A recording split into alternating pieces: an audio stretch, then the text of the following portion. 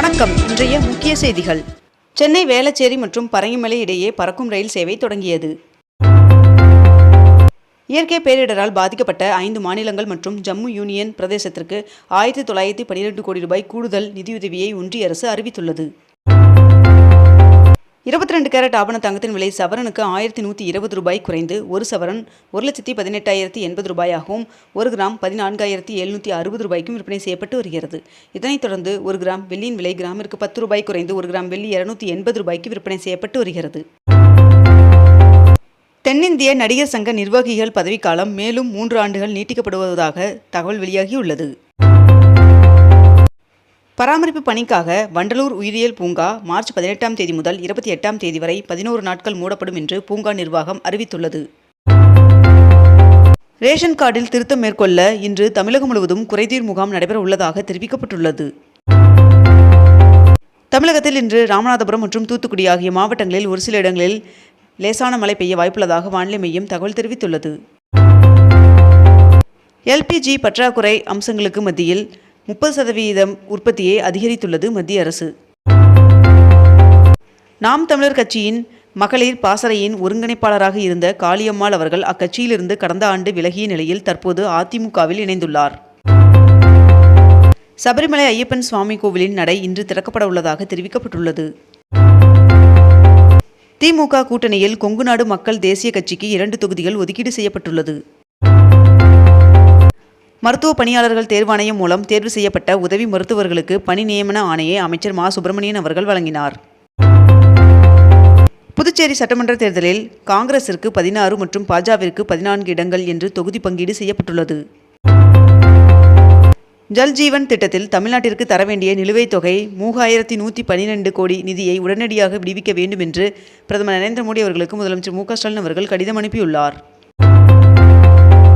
America Israel நடத்தும் தாக்குதலில் ஈரானில் இதுவரை 1444 பேர் உயிரிழந்துள்ளனர் என்று தகவல் வெளியாகியுள்ளது. மதுரை தெப்பக்குளம் மாரியம்மன் சுவாமி கோவிலின் ஆண்டு திருவிழா கொடியேற்றம் நடைபெற்றது. பாட்டில்களில் பெட்ரோல் விநியோகிக்கக்கூடாது என்று பெட்ரோல் விற்பனை நிலையங்களுக்கு இந்திய ஆயில் நிறுவனம் அறிவுறுத்தியுள்ளது. தொழிலதிபர் அனில் அம்பானி அவர்களின் 581 கோடி ரூபாய் சொத்துக்கள் முடக்கப்பட்டுள்ளது.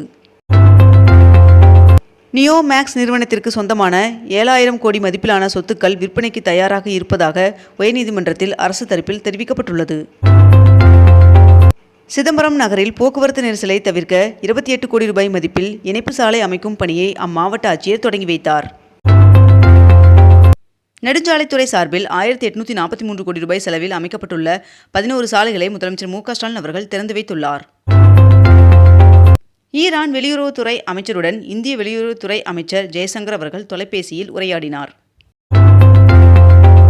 28,639 பயனாளிகளுக்கு 254 கோடி ரூபாய் மதிப்பிலான அரசு நலத்திட்ட உதவிகளை துணை முதல்வர் உதயநிதி ஸ்டாலின் அவர்கள் வழங்கினார்.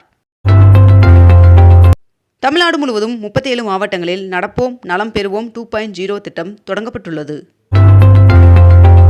உதகை பைகாரா ஏரியில் பெட்ரோல் படகுகளை இயக்க தடை விதிக்கப்பட்டுள்ளது.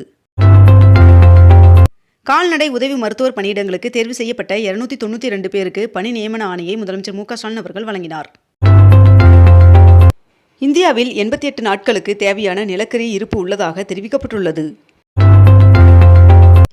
சென்னையில் வருகின்ற 18ஆம் தேதிக்குள் மாடுகளுக்கு உரிமம் பெறாத உரிமையாளர்களுக்கு அபராதம் விதிக்கப்படும் என்று தெரிவிக்கப்பட்டுள்ளது.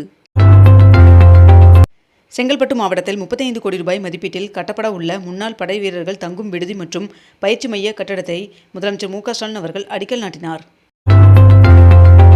மேற்காசிய போரானது இந்தியர்களையும் கடுமையாக பாதித்துள்ளது என்று மக்களவையில் ராகுல் காந்தி அவர்கள் தெரிவித்துள்ளார்.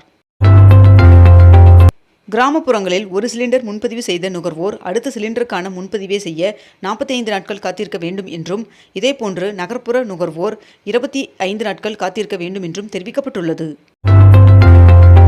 கேஸ் சிலிண்டர் தட்டுப்பாட்டால் சென்னை HCL நிறுவன ஊழியர்கள் வீட்டிலிருந்து பணி செய்ய உத்தரவிடப்பட்டுள்ளது. ஈரான் போரினால் மத்திய கிழக்கு சுற்றுலாத்துறைக்கு நாள் ஒன்றிற்கு 5500 கோடி ரூபாய் இழப்பு ஏற்படுவதாக தெரிவிக்கப்பட்டுள்ளது. தமிழக புதிய டிஜிபியை தேர்வு செய்ய மார்ச் 20ஆம் தேதி தேர்வு கூட்டம் நடைபெறும் என்று தெரிவிக்கப்பட்டுள்ளது. ஈரான் போரின் முதல் 6 நாட்களில் மட்டும் 1,04,300 கோடி ரூபாய்க்கு மேல் அமெரிக்கா செலவிட்டுள்ளதாக தகவல் வெளியாகியுள்ளது. நாடு முழுவதும் அனைத்து எரிபொருள் நிலையங்களும் வழக்கம் போல் இயங்கும் என்று இந்தியன் ஆயில் நிறுவனம் தெரிவித்துள்ளது. சவுதி அரேபியாவில் இருந்து 1,35,335 மெட்ரிக் டன் கச்சா எண்ணெயுடன் முதல் கப்பல் பத்திரமாக மும்பை வந்துள்ளது. ஹார்முஸ் நீரிணை வழியாக இந்திய எண்ணெய் கப்பல்கள் செல்ல ஈரான் அரசு அனுமதி வழங்கியுள்ளது. மதுரையில் எய்ம்ஸ் கட்டுமான பணிகள் 47% முடிவு பெற்றுள்ளதாக தகவல் வெளியாகியுள்ளது. கிண்டி ஆளுநர் மாளிகையில் தமிழ்நாட்டின் பொறுப்பு ஆளுநராக ராஜேந்திர விஸ்வநாத் அவர்கள் பதவியேற்றார். மேற்கு வங்க மாநிலத்தின் 22வது ஆளுநராக RN ரவி அவர்கள் பதவியேற்றார். தமிழ்நாட்டில் பெட்ரோல் டீசல் தட்டுப்பாடு இல்லை என்று பெட்ரோல் பங்க் உரிமையாளர் சங்க தலைவர் முரளி அவர்கள் தெரிவித்துள்ளார். வீட்டு உபயோக சிலிண்டர்களை வணிக ரீதியான தேவைகளுக்கு பயன்படுத்தக்கூடாது என்று தமிழக அரசு தெரிவித்துள்ளது.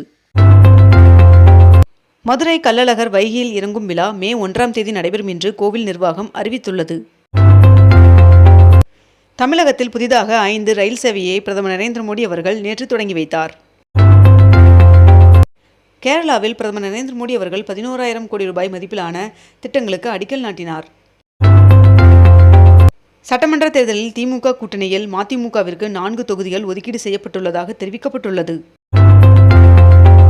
போர் பதற்றத்திற்கு மத்தியில் கத்தாரிலிருந்து பத்திரமாக 1000 இந்தியர்கள் நாடு திரும்பினர் என்று தகவல் வெளியாகியுள்ளது. வடசென்னையில் பெருநகர வளர்ச்சி குழுமம் சார்பில் 183 கோடி ரூபாய் கட்டிடங்களை முதலமைச்சர் மு.க. ஸ்டாலின் அவர்கள் திறந்து வைத்தார்.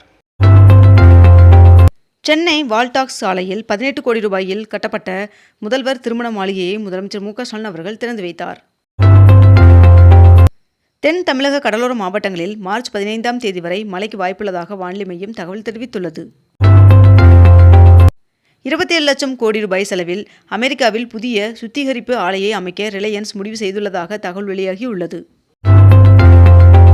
தமிழகத்தில் கரூர், நாகை, புதுக்கோட்டையில் மினி டைட்டில் பூங்காக்கள் அமைக்க முதலமைச்சர் மு.க. ஸ்டாலின் அவர்கள் அடிக்கல் நாட்டினார். விளையாட்டு ஒதுக்கீட்டில் MBBS மற்றும் PDS படிப்புகளுக்கான இடங்களை அதிகரித்து தமிழ்நாடு அரசு உத்தரவிட்டுள்ளது. ஒரே கப்பலில் 147 காற்றாலை இறகுகளை கையாண்டு புதிய சாதனை படைத்தது தூத்துக்குடி வ.உ.சி. துறைமுகம். சென்னையில் உள்ள 12 அரசு கலை அறிவியல் மற்றும் கல்லூரிகளில் 20 லட்சம் மதிப்பிலான விளையாட்டு உபகரணங்கள் அடங்கிய தோப்புகளை கல்லூரி மாணவர்களிடம் துணை முதல்வர் உதயநிதி ஸ்டாலின் அவர்கள் வழங்கினார். இத்துடன் இன்றைய தலைப்புச் செய்திகள் நிறைவடைகின்றன.